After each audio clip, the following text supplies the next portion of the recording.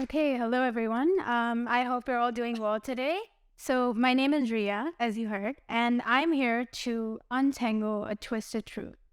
Now, before I get started with all the details, I want you all to take a moment, maybe close your eyes, and think about what it means to be healthy. And also, do you think you're healthy yourself? So, take a moment and think about that.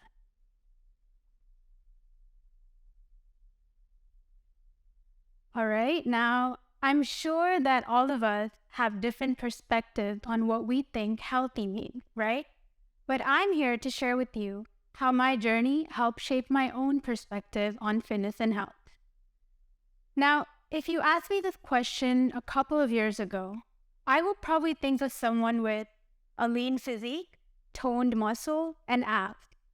And I would also think of that person as someone who ate salads all the time, drank black coffee instead of trendy lattes, and counted all of their calories. When I imagined this person, let me tell you that this was all I wanted to be. I dreamed of being this person, and this was what damaged my relationship with both food and exercise. This was me in 2020. As you can see, I don't necessarily look obese or overweight.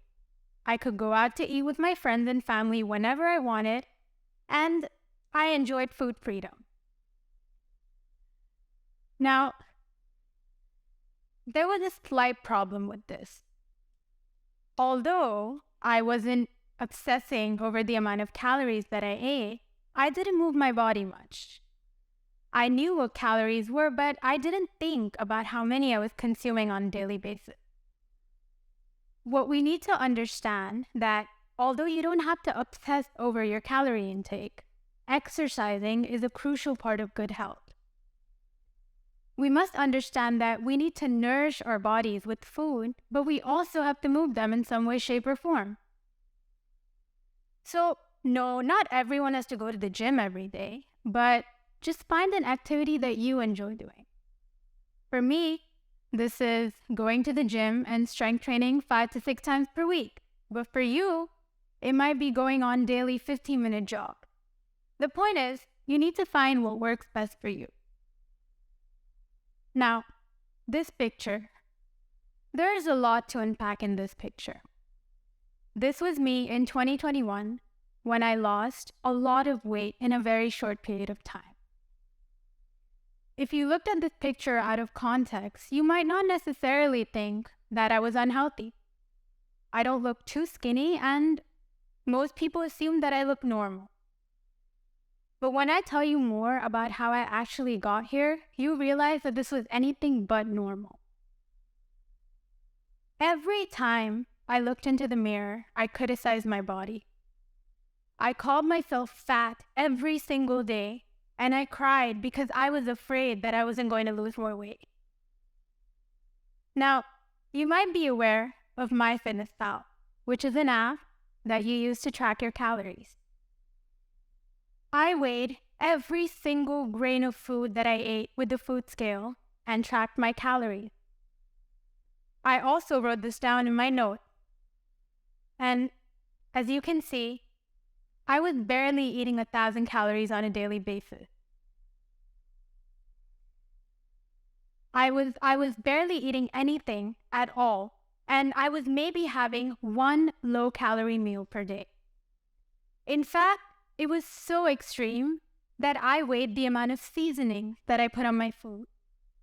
On some days, I added an extra 500 calories to my daily intake because I was so afraid that I miscalculated something. You might be aware of the term fitness culture.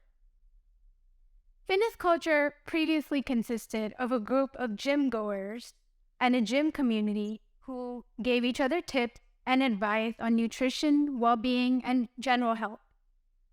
However, with the rise of social media, fitness culture has now mostly become about these fitness influencers who post the perfect photos of themselves in the perfect light with the perfect angles. Now, I'm not saying that all these influencers are promoting something bad. Some of them are great, and I actually follow their content. But what we must remember that most often people are only posting the perfect photo of themselves on Instagram. They probably took 100 other photos and then decided to go with the one that looked the best. At the start of my fitness journey, I wanted to be like these fitness influencers. I wanted to have the exact body that they had, and I was never satisfied with all the hard work that I put in at the gym. But if the old me looked at me now, she would be so shocked to see that instead of starving myself, I see food as fuel. Instead of obsessing over my calories and how much I'm eating on a daily basis, I go out with my friends and family to restaurants and make memories. She would also be shocked to see that I've become so much stronger. I lift heavier weight, I feel so much more energized, and I can finally do pull-ups. The point is, you need to work on yourself and on your journey to become a better person, but you must remember that this takes time. Now, I'm not going to stand here and tell you that I've completely healed my relationship with food and exercise. I'm not sure how long that's going to take, but I hope to get there one day. Achieving the mindset that I have now has been extremely difficult, but I only did it when I learned to love myself at each stage.